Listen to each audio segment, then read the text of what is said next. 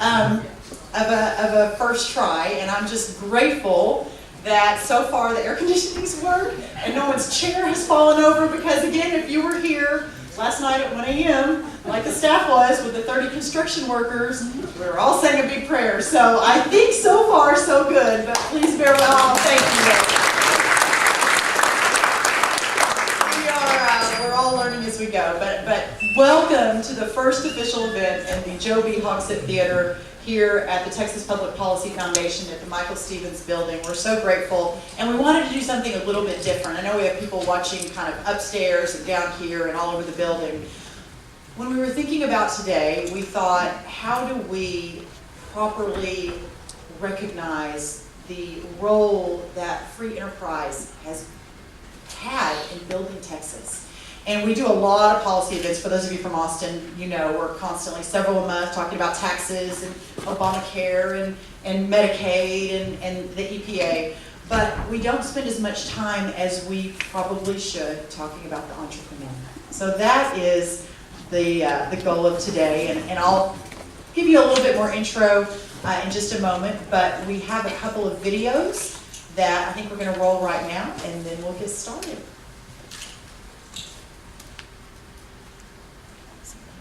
Maybe.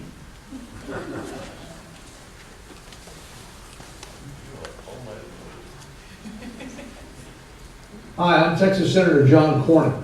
I'm sorry I can't be with you today for the grand opening of your new headquarters, but I still wanted to send along my best wishes as the Texas Public Policy Foundation opens a new chapter in its history. Over the last 25 years, TPPF has had a profound impact on Texas and the rest of the country by advancing the key principles of liberty, personal responsibility, and free enterprise. Your research has helped shape countless policy debates in and out of Texas, and I've been fortunate to work with you on many of these important issues. I look forward to visiting Liberty's new address, but more importantly, I look forward to continuing to work with TPPF to promote free enterprise solutions to the biggest challenges facing our state and our nation. I want to congratulate the Texas Public Policy Foundation on the grand opening of its new headquarters. The building here in the heart of Austin is just blocks away from our state capitol. And it is, as Greg Sendelar put it, the epicenter of liberty in Texas. Texas has always been a freedom-loving kind of place. And you all know that. Which is why, in true TPPF fashion, everyone who walks into the doors of this new building will see the words that started it all. Come and take it. From the patriots who stood at the Alamo, to the farmers and ranchers who first broke the soil and made the new frontier home, from the astronauts who launched into outer space, to the oil pioneers and wildcatters who untapped the land's great potential, from the brave soldiers who continue to defend our nation, to the medical, tech, and business innovators who bring the best care and prosperity to our land. Texas has produced men and women who are willing to risk everything to achieve something great. And that's what Brooke Rollins and her team work daily to preserve. TPPF has been keeping Texas strong for over 25 years. They've done outstanding work to make sure that we, the people, come first. At a time when the federal government is all too quick to overstep the rights of individuals and the role of the states, TPPF is not simply championing Texas values. It's setting the narrative for the nation. It's challenging the Washington status quo. It's defending constitutional principles. And it's encouraging growth and opportunity. I'm proud to have worked with TPPF to help start the 10th Amendment Center. And I commend their tireless efforts to shed light on federal overreach and to promote economic freedom. Today is a day to celebrate what this building embodies. A great marker for the Lone Star State of the innovation, the freedom, and the leadership that will continue to brighten our nation. Thank you for your good work. I cannot wait to see what the next 25 years will bring. God bless you, and God bless the great state of Texas. So we're very grateful to Senator Cornyn and Senator Cruz, but we really just wanted to show you this awesome new video screen. But we work so closely with them. You know, to appreciate the future of entrepreneurship, we really, like I mentioned, wanted to bring in some of our state's most well-known and eminent entrepreneurs, Dr. James Leininger, Red McCombs, Jim Henry, and moderating the conversation, and I think Evan representing the next generation of great entrepreneurs is Evan Baer.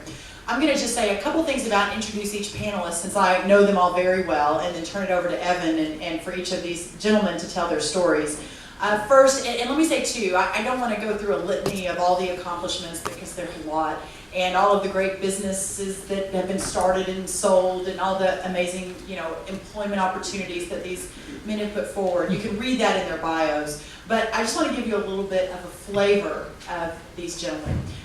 Dr. Jim Leininger, of course, everyone knows, was the founder of TPPF, one of the most successful businessmen in our generation in the medical device industry, and he and his wife, in a one-bedroom apartment many years ago, invented a hospital bed, and he was an ER doctor at the time, serving at the base in San Antonio. But more than that, what Dr. Jim really embodies is the love for this state and this country and the willingness to invest and give it all back. The first time I met Dr. Jim was many years ago. I was actually working for Governor Perry at the time, and I was in a meeting with him on behalf of Governor Perry, and I remember thinking, I heard so much about Dr. Jim Leininger, and I'd never met him before. So I sort of expected, and the media had a heyday with him because he was such a big school choice fan, that I was not expecting the gentleman that I ended up meeting. And so I walked in and sat down, and this very nice man was sitting right next to me, but he was wearing a sports jacket from Walmart and had a Timex watch on, and I actually had seen him pull up in the parking lot, and he was driving a 1985 Suburban, and I saw him get out, and we went around the room, and everyone introduced themselves, and it got to him, and he said, well, I'm Jim Leininger. And I almost fell out of my seat, because that is not what I was expecting, but what that day illustrated for me, and what I have learned all these many years later, is the goodness and the humbleness and the down-to-earth and the true love of his God and his family above all else are just such an example for all of us. Dr. Jim, thank you for being with us here today. It's an honor. And a couple rows down, Jim Henry. Again, you can read about one of the great oilmen of Texas history at an age where most men would be enjoying a quiet retirement, Jim. He is still moving forward, maximizing his amazing potential, not only in his business world and losing none of his entrepreneurial zeal, but while he's building one of the great oil companies in Texas and continues to do so, he's skydiving, he's bungee jumping in New Zealand, he's rappelling off of tall buildings with the Boy Scouts. I think one time, it's not in my notes here, Jim, but I remember I came to Midland to have lunch with you, and I think you had just played tennis with Roger Federer at the age of almost 80 at the time, and I think you even kept up with him. Jim is the kind of man who made Texas the great state that it is, and more important, I think, the kind of man and leader that is laying the foundation for our Texas future. Please help me welcome the great Jim Henry to the stage.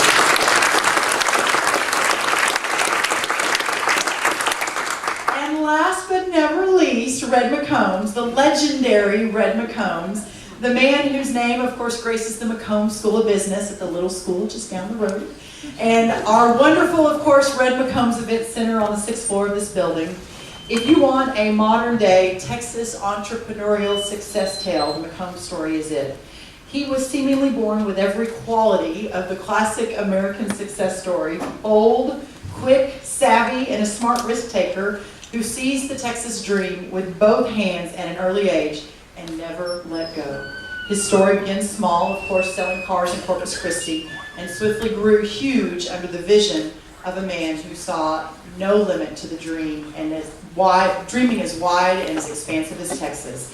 One of my favorite Red McCombs stories, and there are a lot of them. I've gotten to know him very well over the last many years, and he's such an inspiration to me. But I love to tell people I went in to talk to him about the building, and he loved the idea of the building. I mentioned this earlier for those of you that were there, that he said, Brooke, this building is going to change everything for you and for Texas. And I said, I agree with that, and that's why you should invest. And he said, I'll tell you what, I'll give you half what you're asking for. And I said, he's negotiating with me. The great Red McCombs is negotiating with me. And I thought, This is the epitome of one of the greatest entrepreneurial success stories in America. And I hope he tells a little bit about his time owning the Minnesota Vikings and his time when he helped begin Clear Channel Communications, and all of the just amazing stories he's been involved with. I think you'll really enjoy it. And of course, Evan Bayer at the end, one of our next generation of great entrepreneurs, founded Outbox, which was a direct counter to the U.S. Postal Service, and has done many other things, has I think started multiple businesses at this point, graduated of Princeton and of Harvard, and is really, really an extraordinary mind, and we're so grateful to have him here as well. So please help me welcome our distinguished panel.